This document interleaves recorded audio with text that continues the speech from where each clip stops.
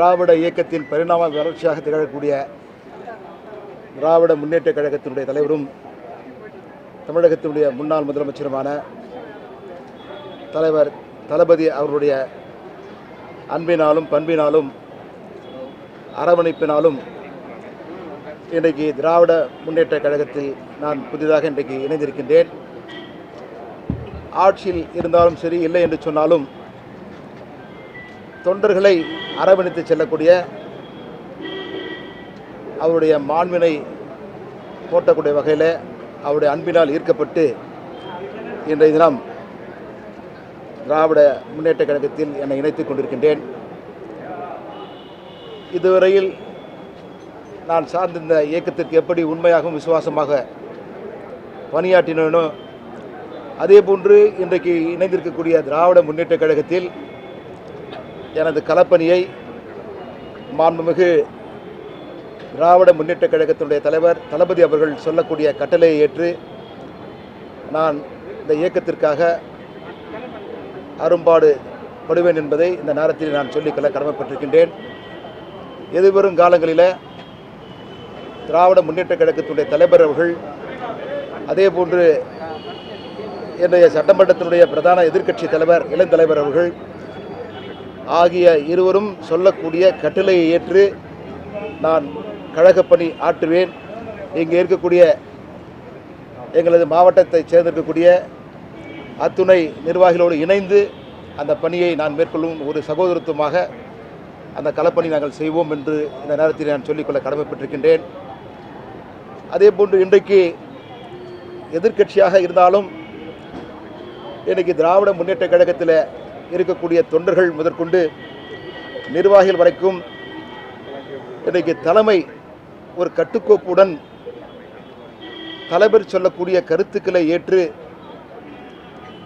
தொண்டர்களும் நிர்வாகிகளும் இன்றைக்கு ஒரு சகோதரத்துடன் இருக்கக்கூடிய ஒரு நல்ல பாங்கினை இன்றைக்கு திராவிட முன்னேற்ற கழகத்துடைய தலைவர் அவர்கள் வழிநடத்தி வருகின்றார்கள். உள்ளபடியே இன்றைக்கு என்னையே கூட இந்த இயக்கத்தில் அவருடைய அன்பாலும் அரவணைப்பாலும் நான் இன்றைக்கு ஈர்க்கப்பட்டு இந்த இயக்கத்திலே நான் இன்றைக்கு இணைந்திருக்கின்றேன். நிச்சயமாக இந்த இயக்கத்தினுடைய தலைமைக்கும் நான் கட்டுப்பட்டு அவர்கள் சொல்லக்கூடிய அந்த கட்டளை ஏற்று நான் களப்பணி ஆற்றுவேன் என்பதை மீண்டும் ஒரு முறை அன்போடு தெரிவித்துக் கொள்கின்றேன்.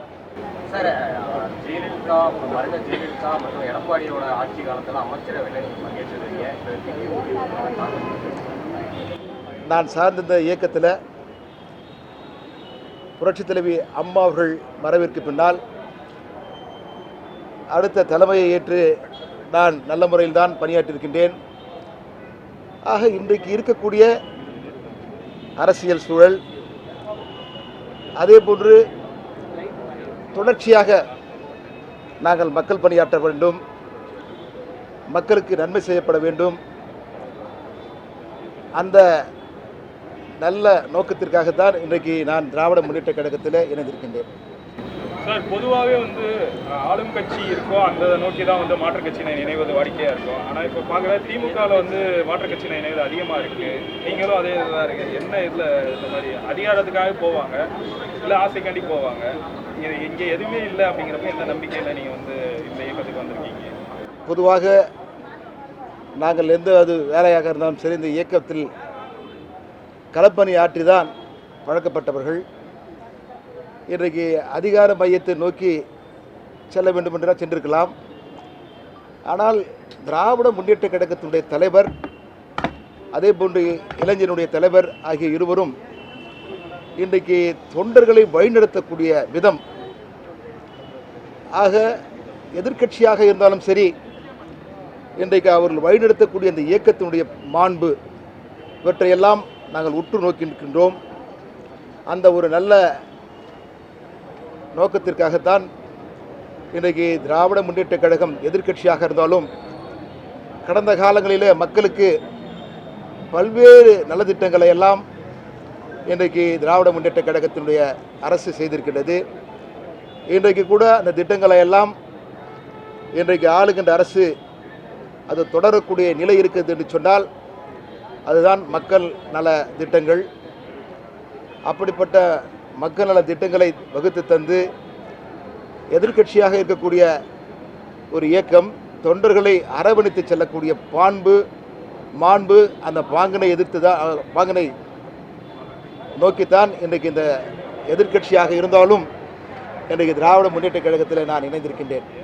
அதிமுகவில் இருக்கக்கூடிய எல்லாமே கொத்து வெளியேறாங்க. இது எப்படி பாக்குறீங்க? அடுத்த முறை செய்தியாளர் சந்திக்கின்ற பொழுது விவரமாக சொல்கிறேன். நன்றி.